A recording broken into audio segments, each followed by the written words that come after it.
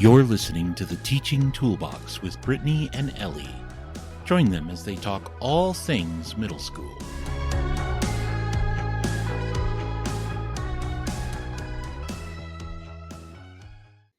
Hi, friends. Welcome to the Teaching Toolbox Podcast. This is Brittany, and I do have a little cold still, so please excuse my voice. But we have a great episode for you today, and unfortunately, Ellie is not here because she has another obligation, but I am going to run this episode with our special guest. If you remember back to episode 11, we had a dynamic discussion about color in the classroom with Bridget Dauber. And today we've got another wonderful guest to talk with us about nature in the classroom. So welcome Victoria Zablocki to the podcast. Did I say that right? Yes. Victoria, it's nice to have you here. Can you tell us a little bit about yourself? Sure. Thanks for having me, Brittany. I'm super excited to chat nature today because that's been my passion for the last 12 or 13 years. But to go back, my name is Victoria Zablocki, and I'm a certified K through 8 teacher who turned into an outdoor educator. And I was fortunate enough to spend a decade at a local nature center using my teaching skills to help create a nature-based curriculum for grades K through 2 and also coach local elementary teachers on their best practices for implementing said curriculum. And I later became the school program coordinator at the nature center that I worked for. And through that role, I was in charge of the partnership that we had with the local schools, in addition to creating and coordinating and implementing standards-based science and social studies field trips for students K through 12. So my experience does extend into middle school through field trip experience. And currently, I'm a stay-at-home mom, and I use this time away from the classroom and away from the nature center to extend my reach to more teachers through my blog, Naturally Teaching, and also my podcast, Naturally Teaching Elementary. That is awesome. Thanks for sharing. It sounds fun. I would love to just deal with nature. And when Ellie taught 5th grade, one of her field trips was to a local nature center. And she says the kids always enjoyed the lessons and activities they did there. And we used to take our kids in 6th grade to both a nature center, and then we would also just take them on a hike, just to go on a hike through the forest. So when we think of nature in the classroom, we often think of science class. But how can nature in the science classroom benefit students? There are lots of benefits for nature in the science classroom. They're non-science specific benefits. So something that I noticed, and I know that a lot of other outdoor educators notice, is that there's a longer attention span when you're in nature. Things move slower, and students are able to take that time to actually pay attention, and they're interested intrinsically in what's happening. And so they can focus on a task for longer periods of time in nature than they tend to in the classroom, which is wonderful in science and any other class. They also tend to have better time management. So they recognize that they've got these tasks that need to be completed, and they have fewer distractions out in nature, and they have a better ability to manage their own time. It also, in that same respect, fosters responsibility. And so they tend to, especially those children in the classroom that don't have those leadership skills, they tend to step out and lead and have that responsibility in nature, as well as the students that tend to do well inside as well. And it naturally lowers stress levels too. So there's a lot of research behind that. And so naturally, those stress levels are lowered because things move at a slower pace. And again, they have that longer attention span. So we've got looking at nature that lowers stress. We've got the activities you're doing outside that are help lower stress as well. But when you go back to the science specific, if you follow the next generation science standards, then you're trained to introduce a phenomenon that will get your students working through different steps to discover why that phenomenon happens. And nature is full of very interesting and naturally occurring phenomena, and it's a great place to pull your information and place-based learning, which is my next point, that nature helps with place-based learning in science. So we often think about and teach about faraway ecosystems and concepts, which is great to help balance out a student's overall understanding of the world. But what's really going to hit home for students is what's happening to them and what's happening in their community and what's happening immediately around them. And using your local nature provides your students the opportunity to better understand all of those pieces, how they interact together. And they can become interested and passionate about what they're learning because it's happening to them. And then nature also provides the opportunity for project-based learning. And I know that that's a buzzword in education, but it's true. There are so many different projects that can be developed around your local nature, from learning gardens to citizen science projects. There are many different ways that science classes can work towards bettering their community with nature in their curriculum. Wow. There's so much. It's truly amazing. The last thing that I want to point out for science is that it's refines science skills. So something that's a little less prevalent in middle school that I tend to see a lot in elementary teachers is that there's a focus on experiments. And I know that that is an important skill, but the reality is there's a lot of variety in science skills that need built up throughout their time in school, and that can be benefited from nature because we can practice questioning, observing, notebooking, using science tools, modeling, engineering, scientific discussion, and presentation. All of these pieces can be refined very easily and often even enhanced with nature studies. I'm impressed. Wow. There's just so much that you can do in science. But what about the general classroom? Is that a possibility? Like, how would you incorporate nature in, say, a math classroom or a history classroom to get some of those same benefits? So that's one of the wonderful things about nature is that it's cross-curricular. And so although it seems to fit super easily with science, once you get thinking about it from different perspectives, you can actually see the potential for nature in a variety of different subjects. So as an example for math, nature follows very complex mathematical equations, which can be explored through different nature studies.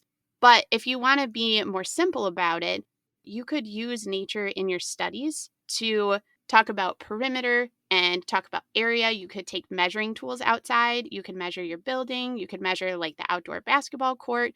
You could take scales outside and estimate the weight of a variety of natural objects. On a nice day, you could take sidewalk chalk out and you could work through mathematical equations on the sidewalk itself instead of on paper. And so the possibilities are truly endless if you take away from just the content piece. Even just being outside, like we talked about, lowering stress levels, being outside and working on math in nature is also beneficial, not just taking math and trying to find math in nature.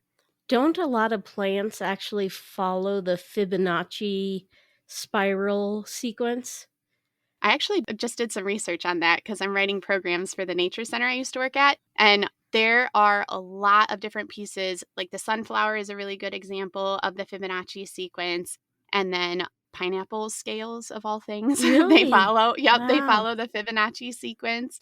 So yeah, I just did some research on that. That's funny. But you had also asked about some of the other subjects. And so history has a very deep connection with nature as civilizations throughout time use nature to inform where they settled. So if you teach local or state history, you could look to your local people and the land to inform your nature studies. So you could take them outside and ask them to survey the land and decide where they would settle if they were during that time period using natural resources that they see. And if you're talking economics, you could have students develop a product out of natural materials that they could quote unquote sell through an infomercial in front of the classmates. And then if you're teaching about trading, you could give your students time to explore your green space around your school and collect natural items that they could barter and trade each other. And again, the possibilities are truly endless once you start thinking about it in a different way. That's awesome. I have a curriculum on Colorado state history, and it's making me think about ways I could incorporate it into my curriculum. That's neat. So these are awesome ideas. They're making places around me also pop into my head as to what I could do with students and where I could take them. What are some other ways we can involve nature in our bigger classroom settings, like specials classes, music, computers, cafeteria, the gym, just the building as a whole? What can we do with nature with those? Yeah, there's a variety of ways that you could include nature in your physical school space. So if your staff is on board with nature and its benefits, you could work together to have a nature collection table in a central location where students could log and place their cool findings either from home or from the school green space. And that creates that sense of community. It also gives students that ability to share what they're finding in their own space and build that love of nature and stewardness. There's also a lot of research to support how looking at nature can lower stress levels, like we talked about. So, if you include potted plants in your classrooms or the cafeteria and the main office, that can help encourage happier moods and lower stress, even just simply having plants in your building. And then you could also even do something like opening your blinds or curtains so that your students get natural sunlight during the day, and that can naturally lift their mood.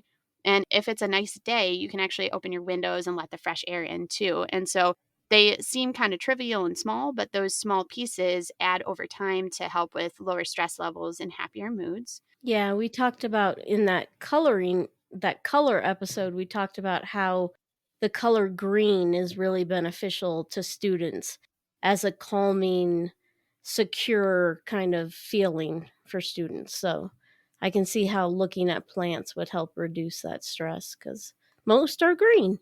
And I just put a bunch of potted plants in my own home, and even just looking in the corner and seeing a plant that wasn't there before, it makes me smile, Yeah. Something as simple as that. And maybe your student's having a hard day and you notice them over by the plant, and it'll make you feel good about that small step that you took, right? Yeah.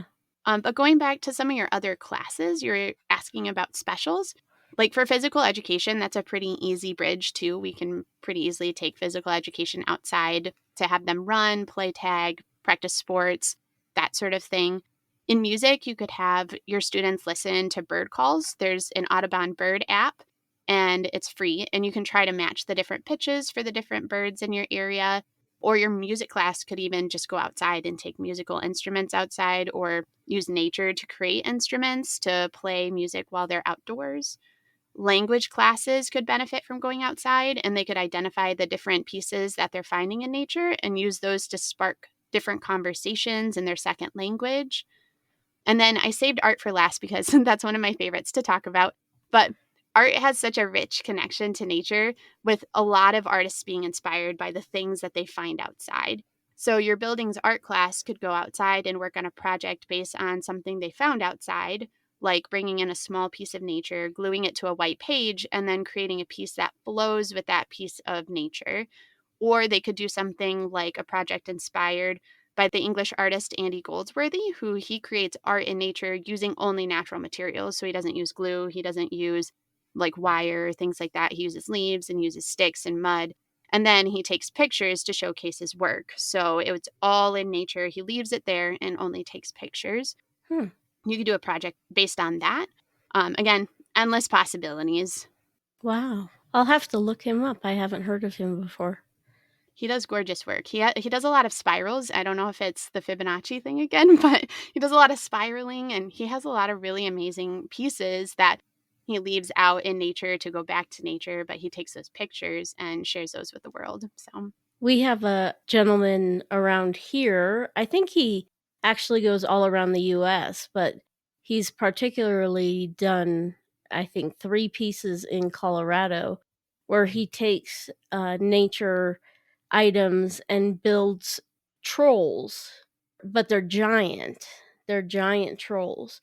And he kind of puts them in a tucked away spot, so you have to like take a hike to find them, but they attract a lot of people to visit them, but they're made with natural items and only made with natural items, and they're very neat to see. But I believe he's made some in Oregon. I believe Vermont has one and stuff. So there might be one here in Michigan too. My sister-in-law sent me a picture of a troll in the Upper Peninsula. So oh it might be the same guy. I'm yeah, not sure. yeah. So So you mentioned that you had worked with field trips in K through 12.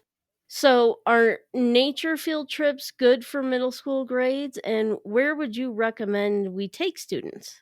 So I believe that nature field trips are good for everybody, but can be incredibly impactful for our middle school students, right? They're kind of that in between sort of, they have a little bit of that exploration they still want to accomplish, but they're also maturing.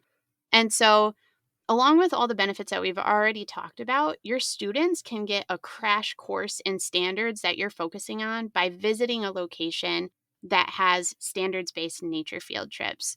So, most locations that create these forms of field trips know that they only have your students for a short amount of time, and so they jam-pack those field trips with meaningful and impactful activities.